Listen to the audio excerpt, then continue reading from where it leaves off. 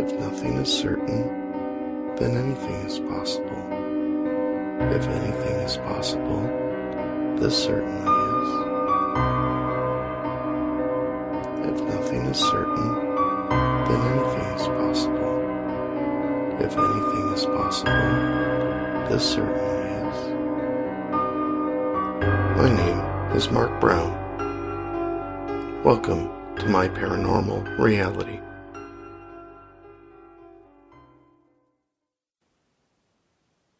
This episode, why am I writing this? If you had spoken with me before 2008, before my brother passed away, you would have had a conversation with a very different person than I am today. Over the past years, I found that my little brother, who taught me several valuable lessons in his lifetime, has continued teaching me even after his death. From the odd coincidences that surrounded my wife and I near the time of his death, to his choice of music for his own funeral, I found that my brother was a far more spiritual being than I had ever given him credit. It also opened my eyes to some of the potential that surrounds all of us. I began to read various books on several subjects, many of them leading to what we think of as the paranormal. What I began to find, however, is that much of the paranormal is rather normal after all.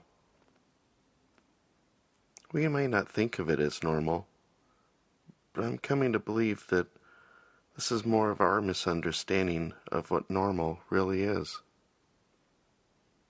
So why am I writing this? I certainly did not need another distraction from my life. When I started writing this book, I was co-founder and part owner of a successful software development company, which kept me busy at all times. This concept really started when one of the books I was reading suggested keeping a journal of your thoughts during some basic meditation techniques. I began writing some of these experiences down and continued to read more on the various aspects of the paranormal.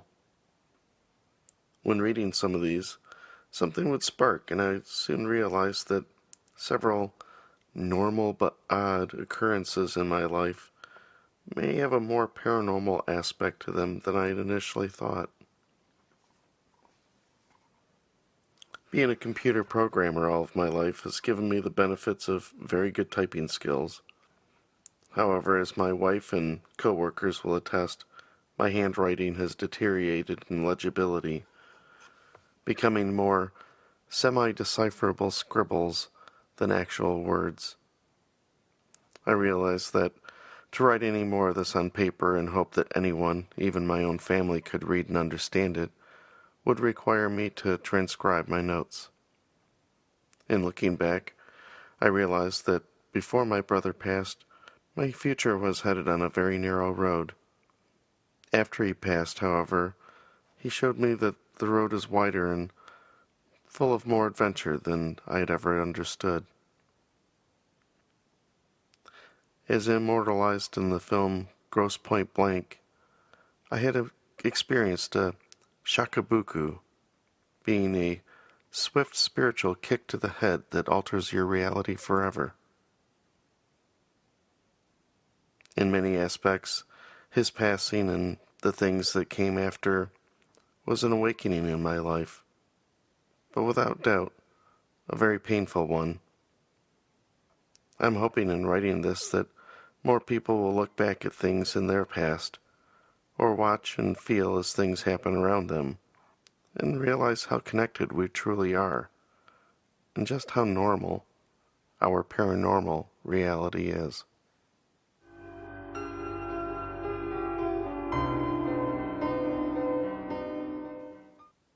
Chaka Buku. Isn't that a fucking great word? I just love the whole concept around it. I mean, I didn't really love when it happened to me. It was, as I said, pretty painful. But I think just about any major change is pretty painful. And You have to get through them. But that's life. Welcome to My Paranormal Reality. This is the 5th episode, and if you're just tuning in, I hope you're enjoying it so far. If you are just joining in, basically the format that I've got here is that I read a story from my book. It's a collection of short, true stories of paranormal experiences that happen to me. Some of them may seem extremely paranormal. Some of them may not seem very paranormal at all. Beauty's in the eye of the beholder, as they say. And then afterwards, I give my thoughts or extra commentary, so to speak, that wasn't in the book, and just kind of give you a little bit of feelings and, really my thoughts. That's really about it. In this case, I did want to share a little bit more on the suggested reading that's in the back of the book. As I noted in this podcast, there was one of the books I was reading had suggested that I start journaling during my meditation and that type of thing.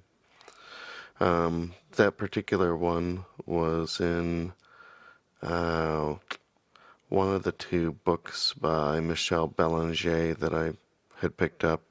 I believe in a, and this will get the attention of all the skeptics out there, the Ghost Hunter's Survival Guide by Michel Belanger.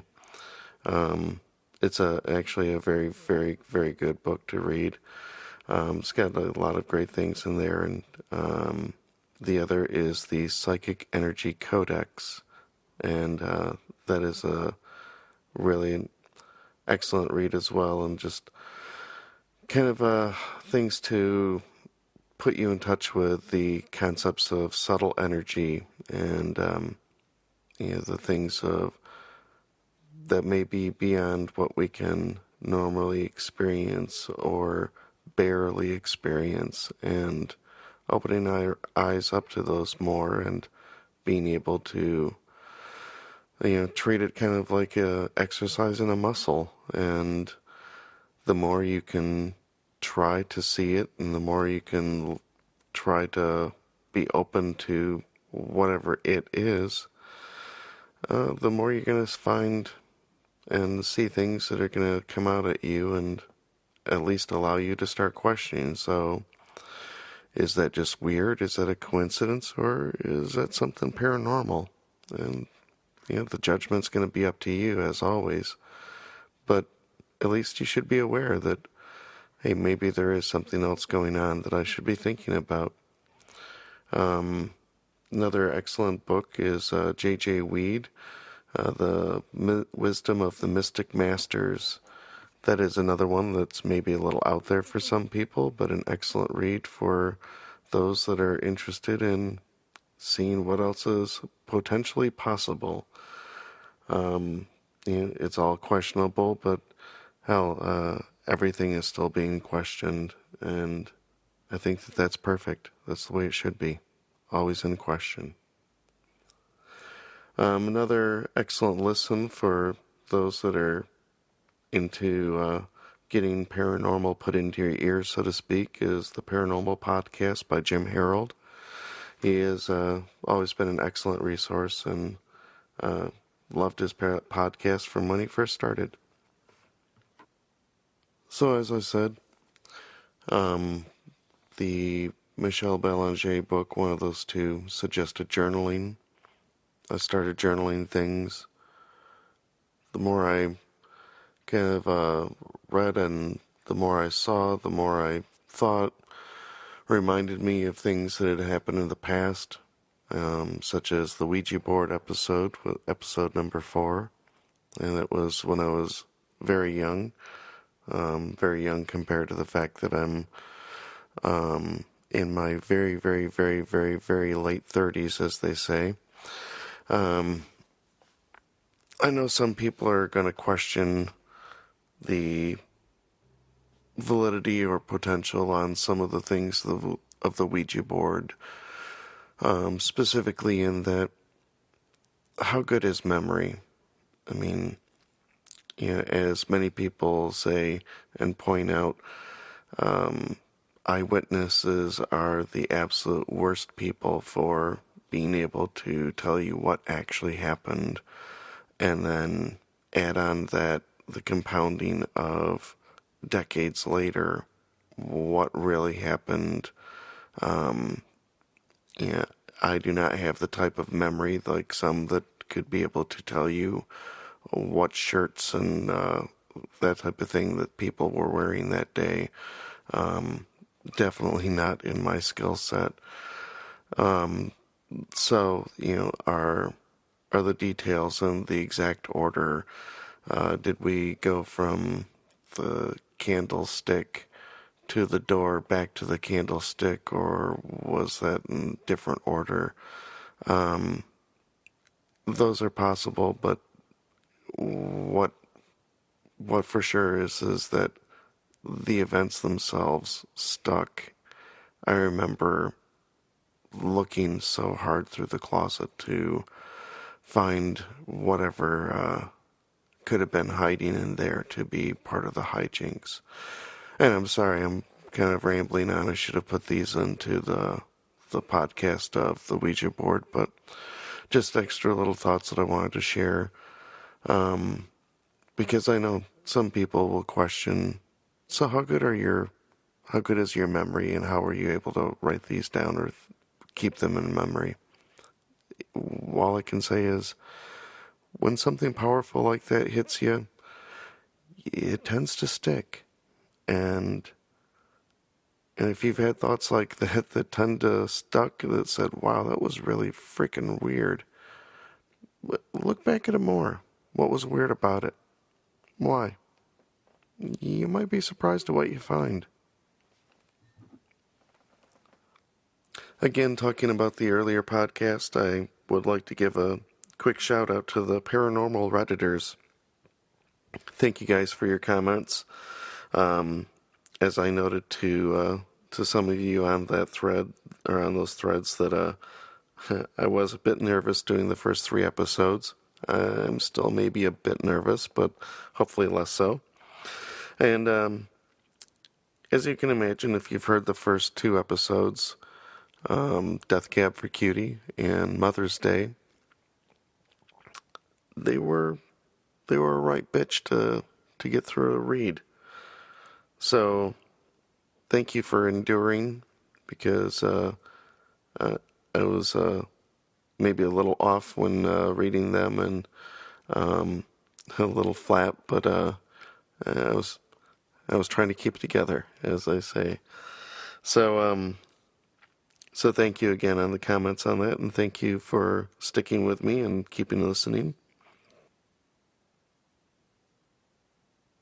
Like I said, those first 2 were hard, but my dad always used to say, get the hard ones out of the way first. That was another reason why I recorded those early on, even though they were later on in the book.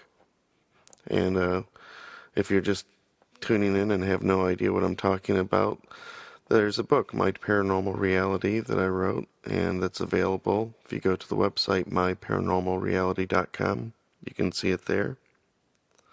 And more information about it, and, of course, information about this podcast. And if you did like it and do like the other episodes, then please feel free to share and get the word out. I'd appreciate it.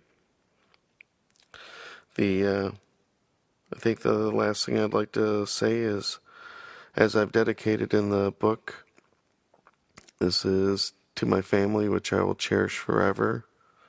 And, I say things like, my dad used to say this, and my dad used to say that, and, that's the difference between he used to say and he says. So, cherish your family, whoever they are. with the obvious caveat that Joe Rogan would point out. Unless they're douchebags, then fuck them, you don't need them. But hopefully for the majority of you out there, they're the cherishable type. Thanks for listening, everyone. Take care.